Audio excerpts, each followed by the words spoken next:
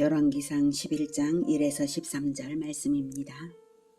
11장 솔로몬 왕이 바로의 딸 외에 이방의 많은 여인을 사랑하였으니 곧 모압과 암몬과 에돔과 시돈과 헷 여인이라. 여호와께서 일찍이 이 여러 백성에 대하여 이스라엘 자손에게 말씀하시기를 너희는 그들과 서로 통혼하지 말며 그들도 너희와 서로 통혼하게 하지 말라. 그들이 반드시 너희의 마음을 돌려 그들의 신들을 따르게 하리라 하셨으나 솔로몬이 그들을 사랑하였더라. 왕은 후궁이 700명이요 첩이 300명이라. 그의 여인들이 왕의 마음을 돌아서게 하였더라. 솔로몬의 나이가 많을 때에 그의 여인들이 그의 마음을 돌려 다른 신들을 따르게 하였으므로 왕의 마음이 그의 아버지 다윗의 마음과 같지 아니하여 그의 하나님 여호와 앞에 온전하지 못하였으니 이는 시돈 사람의 여신 아스다롯을 따르고 암몬 사람의 가증한 밀곰을 따름이라. 솔로몬이 여호와의 눈앞에서 악을 행하여 그의 아버지 다윗이 여호와를 온전히 따름같이 따르지 아니하고 모압의 가증한 그모스를 위하여 예루살렘 앞 산에 산당을 지었고 또 암몬 자손의 가증한 몰록을 위하여 그와 같이 하였으며 그가 또 그의 이방 여인들을 위하여 다 그와 같이 한지라. 그들이 자기의 신들에게 분향하며 제사하였더라. 솔로몬이 마음을 돌려 이스라엘의 하나님 여호와를 떠나므로 여호와께서 그에게 진노하시니라. 여호와께서 일찍이 2번이나 그에게 나타나시고 이 일에 대하여 명령하사 다른 신을 따르지 말라 하셨으나 그가 여호와의 명령을 지키지 않았으므로 여호와께서 솔로몬에게 말씀하시되 내게 이러한 일이 있었고 또 내가 내 언약과 내가 내게 명령한 법도를 지키지 아니하였으니 내가 반드시 이 나라를 내게서 빼앗아 내 신하에게 주리라. 그러나 내 아버지 다윗을 위하여 내 세대에는 이 일을 행하지 아니하고 내 아들의 손에서 빼앗으려니와 오직 내가 이 나라를 다 빼앗지 아니하고 내 종 다윗과 내가 택한 예루살렘을 위하여 한 지파를 내 아들에게 주리라 하셨더라. 사랑하는 형제 여러분, 10월 13일 목요일 새벽 목상에 오신 것을 환영합니다.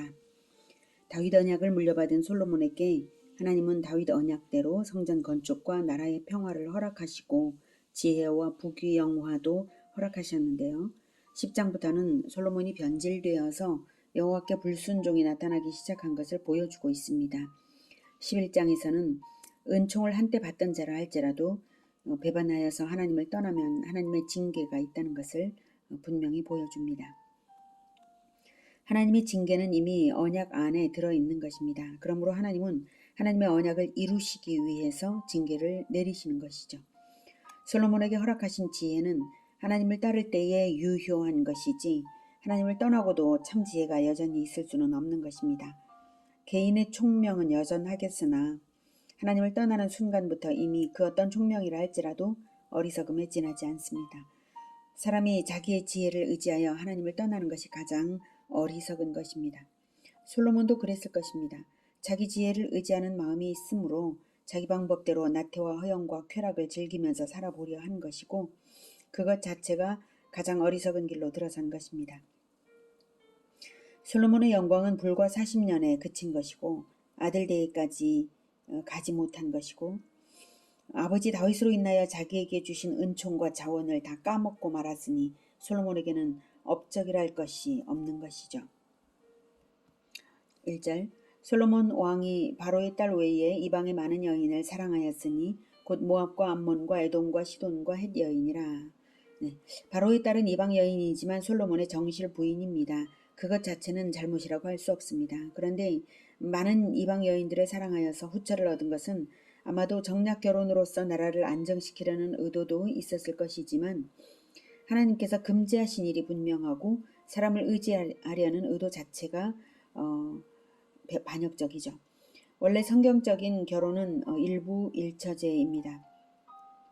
하나님께서 일부 다처를 명하신 일이 전혀 없습니다. 다만 야곱처럼 일부 다처를 선택하여서 이미 이루어져 버렸을 때 그 가정 자체는 하나님께서 받아주신 것이지만 그로 인한 가족사의 고통과 굴곡은 인간 자신의 자업자득이죠. 특히 왕에 대하여서는 왕의 법도로서 이렇게 명하셨습니다. 신명기 17장 17절에 그에게 아내를 많이 두어 그의 마음이 미혹되게 하지 말 것이며 자기를 위하여 은금을 많이 쌓지 말 것이니라.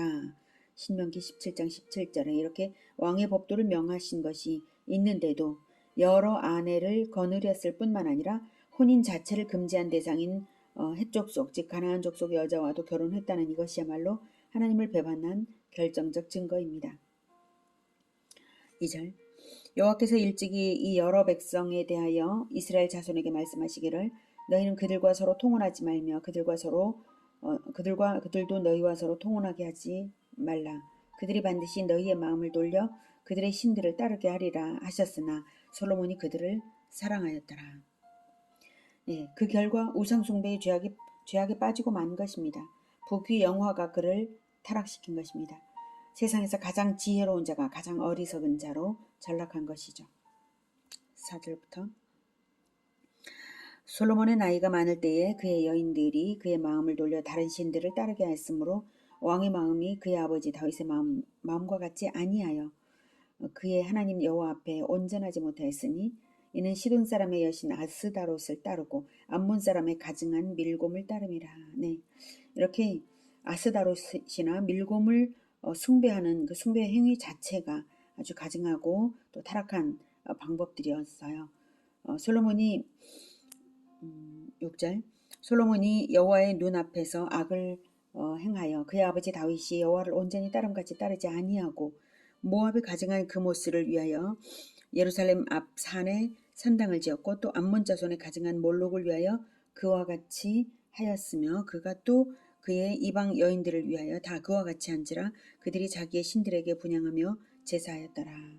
몰록 암몬 자손의 가증한 몰록의 경우에는 인신제사로서 어린 아기를 바치는 이런 인신제사까지도 있는 잔인한 그러한 우상숭배 행위가 있었습니다. 이러한 가증한 우상들까지도 허용을 한 것이죠. 4절에 보면은 솔로몬 자신이 정말로 우상숭배를 했다는 표현인가 이게. 그래서 이제 그의 여인들이 그의 마음을 돌려 다른 신들을 따르게 하였으므로 이 표현이 그렇지 않다. 본인 자신이 우상숭배를 했다 한 것은 아니다. 라는 학자들의 견해들이 있긴 합니다. 다만 아내들에게 왕궁에서의 우상숭배 행위를 허락했고 급기야는 신전을 지어주기까지 했다는 것이지 솔로몬 자신은 우상숭배를 하지 않았을 것이라고 판단하는 것이죠. 그 근거로는 유대의 어떤 전승에도 솔로몬 개인이 우상숭배를 했다는 기록이 없다고 합니다. 이스라엘을 범죄하게 한 모범으로 여로보암이 계속 지목되는 것처럼 만약 솔로몬이 우상숭배를 했다면 그 죄가 계속 지적되었을 텐데 그런 것이 없다는 점을 들어서 솔로몬 개인은 우상숭배를 하지 않았다라고 학자들은 말합니다만 그럴지라도 솔로몬이 왕으로서 우상숭배 행위를 허락했다는 사실 자체가 신전을 지어주었다는 사실 자체가 하나님께 대한 배반이라고밖에 달리 말할 수는 없는 것입니다. 신정왕국 통치자로서 왕이 하나님을 경외하는 첫째 모범이 되어야 함에도 불구하고 우상숭배를 허락하고 신전까지 지어주었으니 화를 자초했고 피할 수 없는 징계를 피할 수 없는 것입니다. 솔로몬이 세운 이 교회 산당은 훗날 요시야 왕이 그것을 파괴할 때까지 여호와 신앙의 장애물이 되었습니다. 유다 왕조 내내 솔로몬의 행적이 악영향을 끼친 것이죠. 9절 솔로몬이 마음을 돌려 이스라엘의 하나님 여호와를 떠남으로 여호와께서 그에게 진노하시니라.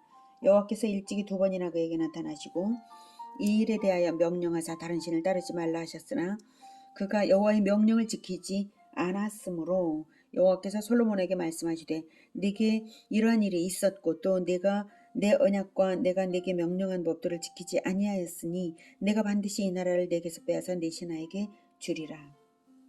네.